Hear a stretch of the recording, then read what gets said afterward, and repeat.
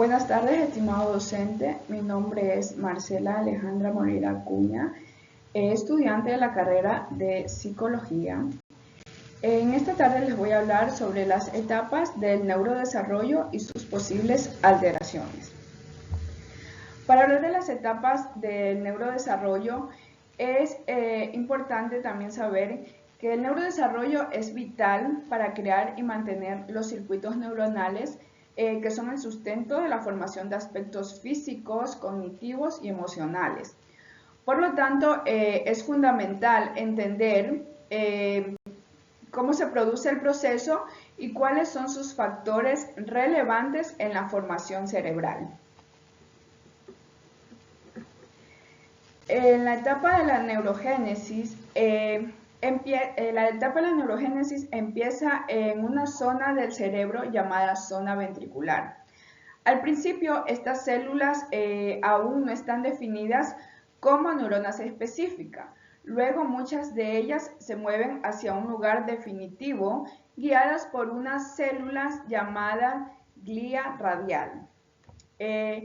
Una vez que estas células llegan donde deben estar, comienzan a transformarse en distintos tipos de neuronas, según su información genética, el lugar donde se encuentran y las células que tienen alrededor. En la etapa de la proliferación, en esta etapa del desarrollo del cerebro, se forman unas 100.000 millones de neuronas y células gliales. Primero las neuronas se multiplican para crear una base sólida, luego empieza la fase en la que estas células se convierten en neuronas o células gliales. Dependiendo de su información genética y comienzan a formar la formación de distintas partes del cerebro. En la etapa de migración, que comienza entre el tercer y quinto mes de embarazo, ocurre la migración neuronal, que es donde las células nerviosas inmaduras se trasladan desde la zona ventricular a su lugar definido en el sistema nervioso. Bueno, aún estas no están completamente desarrolladas ni definidas como un tipo específico de neuronas. Esta migración puede ser de dos tipos, de tipo tangencial, que es paralela al tubo neural, o de tipo radial, que es perpendicular al tubo neural. En la etapa de maduración, que empieza desde los 5 meses de gestación hasta años después del nacimiento, el cerebro pasa por varias etapas de desarrollo. Primero las neuronas se activan en la subplaca y empiezan a formar conexiones creando lo que será la corteza cerebral. Luego se organiza la estructura, que es de 6 capas, y crecen las neuritas, que son parte de las neuronas, como las dendritas también. Más adelante también ocurre la sinaptogénesis, que es donde las neuronas comienzan a comunicarse entre sí. Con el tiempo, estas conexiones se fortalecen con el aprendizaje, mientras que las menos útiles se van eliminando. Por último, las células gliales también se desarrollan ayudando a mantener y apoyar a las neuronas. Aquí en esta etapa las funciones, como se desarrollan las funciones como el lenguaje, el pensamiento, el razonamiento, entre otras. En la etapa de la sinaptogénesis y apoptosis, los conos de crecimiento son las partes de las neuronas que ayudan a los axones y dendritas a crecer, guiados por sustancias químicas llamadas factores neurotróficos. Los axones se dirigen hacia su destino y forman conexiones con otras células en un proceso llamado sinaptogénesis. Luego también ocurre la apoptosis. La apoptosis, que es una muerte celular programada, que elimina las neuronas innecesarias y permite que las conexiones útiles se fortalezcan y se sigan desarrollando también. Luego viene la etapa de la mielinización. La mielinización, que es el proceso en que los axones se recubren con mielina, que es una sustancia que protege las neuronas y permite que los impulsos nerviosos se transmitan de forma rápida y eficiente también. También tenemos la capa neuroepitelial, la capa del manto y la capa marginal.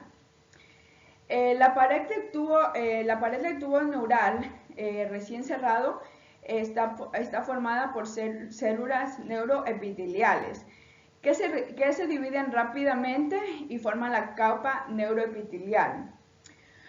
Luego estas células generan neuroblastos que forman la capa del manto y la futura sustancia gris de la médula espinal.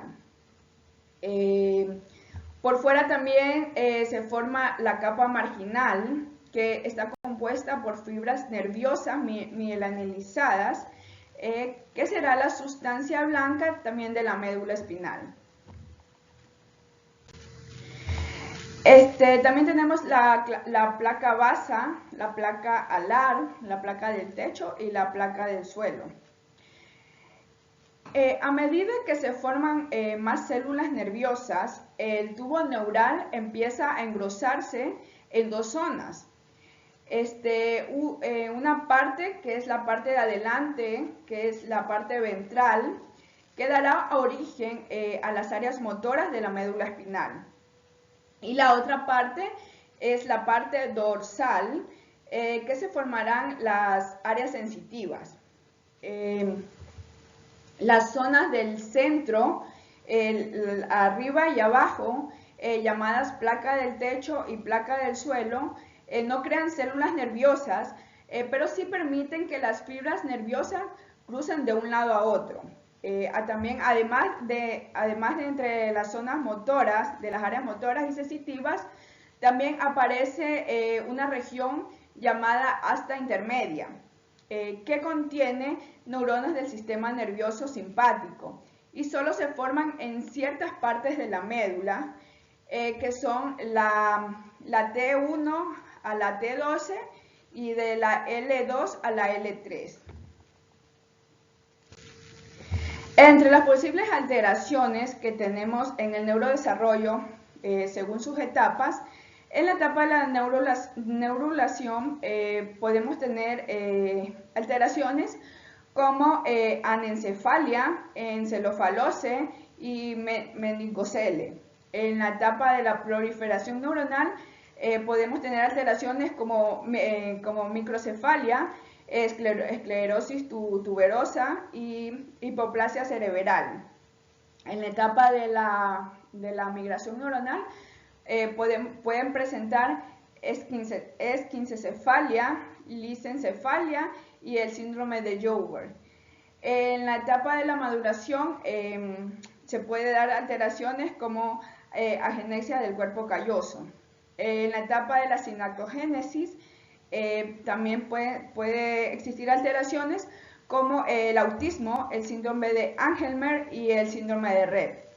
Y en la etapa de la mielinización se puede presentar licomalacia perventricular, hipoplasia de la sustancia blanca y alteraciones nutricionales y metabólicas.